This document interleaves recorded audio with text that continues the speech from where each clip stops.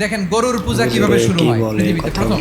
বনি ইসরাইলের এক দুষ্ট লোক ছিল, নাম সামিরি। সে সবাইরে বলল তোমাদের স্বর্ণগুলো ফালাও। স্বর্ণগুলো ফেললো, বনি ইসরাইলের স্বর্ণগুলোকে গলিয়ে গরুর বাচ্চা বানালো, গোবৎস।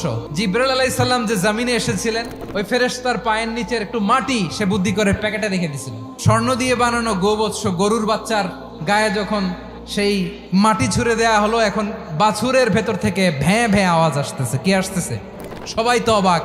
সামিরি বলে, আরে তোমরা যে 70 জন দিয়ে মুসা আলাইহিস সালাম রে পাঠাইছো ওইদিকে, এত ঘুরতেছে, আল্লাহরে খুঁজে পায় না, আল্লাহ তো এটার ভিতরে ঢুকছে। নাউজুবিল্লাহ, এটার ভিতরে সেজদা দাও। এই সেজদা দিয়ে গেল। হারুন আলাইহিস সালাম তাদেরকে বুঝালেন, শিরক করো না, আল্লাহরে ভয় করো। শুধু এতটুকুই তিনি বুঝালেন, দাওয়াতি কাজ পালন করলেন, কিন্তু প্রতিরোধ করেন নাই। এই ঘটনা থেকে শিক্ষা কি? শিক্ষা হচ্ছে, আপনি শিরকের আড্ডাখানা দেখলেও বৃহৎ স্বার্থে তাওহীদের দাওয়াত দিবেন, প্রয়োজনে আপনি ঐক্য নষ্ট করবেন না। সুবহানাল্লাহ পড়বেন না?